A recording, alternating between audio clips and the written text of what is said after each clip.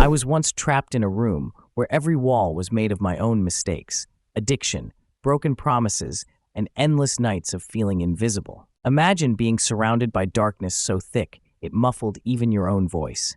That was my reality, but there was a crack, a tiny sliver of light that I didn't see at first. It was the moment I realized that the walls weren't unbreakable. They were just built piece by my own fears and habits.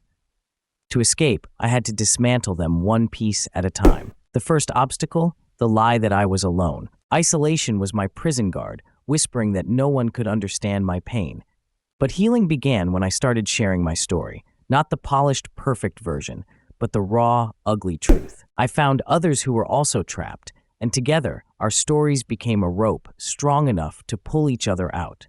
I tried traditional therapy and meetings, but what truly shifted my path was a unique strategy, turning my triggers into tools. Instead of running from cravings, I learned to observe them, like watching waves rise and fall without being swept away. When the urge hit, I'd grab a journal and write down exactly what I felt. No judgment. This simple act turned chaos into clarity, making the invisible battles visible and manageable. Another powerful breakthrough was rebuilding my identity beyond addiction.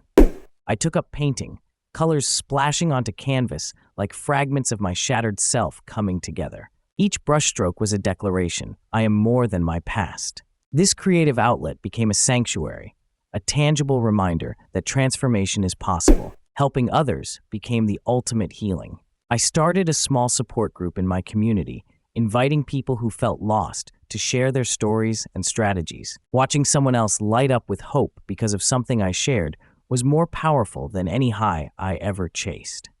It proved that success isn't just about personal recovery, it's about lifting others as you climb. If you're watching this and feel trapped, remember, healing isn't a straight line. It's messy, nonlinear, and deeply personal. Start by naming your truth. Write it down. Share it with one trusted person. Turn your toughest moments into tools for growth. Find something creative, anything, that lets you express what words can't. You don't have to break down the walls alone. Reach out, connect, and build a community around your journey. Every small step, every honest moment, chips away at the darkness. Your story isn't over, it's just beginning. And sometimes, the cracks in the walls let in the most beautiful light. I want to take you deeper into this journey, because recovery is not just about overcoming addiction. It's about rediscovering yourself in the process. It's about peeling back layers of pain, shame, and regret to find the core of who you really are beneath it all. When I first started this journey, I felt like I had lost myself completely. Addiction had consumed so much of my identity that I didn't know where I ended and the addiction began. One of the most critical steps was learning to forgive myself. Forgiveness isn't easy, especially when you carry the weight of your past mistakes. But holding on to guilt and self-hatred only built new walls. I realized that forgiving myself was not about excusing what I had done, but about releasing the hold those mistakes had on my present and future. I began practicing daily affirmations, simple statements like, I am worthy of love and healing, and over time, they started to feel true. Another important part of healing was rebuilding trust, both with myself and others. Addiction often breaks trust, and repairing it takes time and consistent effort. I committed to small promises: waking up on time, attending meetings, being honest with my loved ones. Each promise kept was a brick removed from the wall. Gradually, I started to feel safe in my own skin again. My support group grew, and with it, my understanding of community. Addiction is isolating, but connection is healing. We shared not just our struggles, but our hopes, dreams, and victories. We celebrated the small wins, the first sober day, a kind word spoken, a moment of peace. These connections reminded me that I wasn't alone in this fight, and that together we could create a new kind of strength.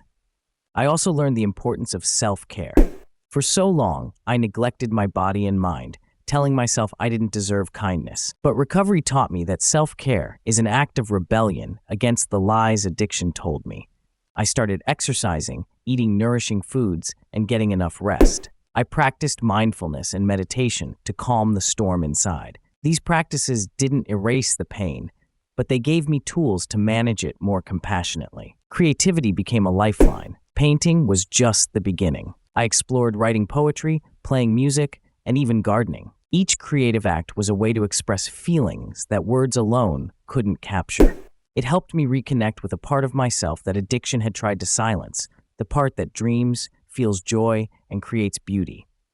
Relapse is a reality for many on this path. I experienced setbacks that felt like failures, but I learned that relapse isn't the end. It's a signal to reassess and recommit. Each time I stumbled, I used it as an opportunity to learn more about my triggers and needs. This mindset shift from shame to curiosity was transformative. Financial and legal troubles, strained relationships, and health issues were all part of my journey.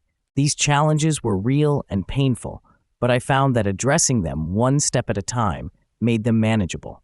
I sought help from professionals when needed and allowed myself to accept support without guilt. Spirituality also played a role in my healing. Whether or not you believe in a higher power, connecting to something larger than yourself can provide comfort and guidance. For me, this meant spending time in nature, practicing gratitude, and finding moments of stillness where I could reflect and recharge. To anyone feeling trapped, please know that your current situation does not define your future. The walls around you are built from fears and habits, and they can be dismantled. It takes courage, patience, and support, but transformation is possible. Begin where you are, with small steps and honest truths. Remember, you are not your addiction. You are a person with dreams, talents, and worth. Your story is unique and valuable, and by sharing it, you not only heal yourself, but also inspire others. Healing is messy and nonlinear, filled with highs and lows, but every moment is progress. Lean into community. Find people who listen without judgment. Share your story, even when it feels scary. Use your triggers as signals, not commands. Express yourself creatively in whatever way feels right.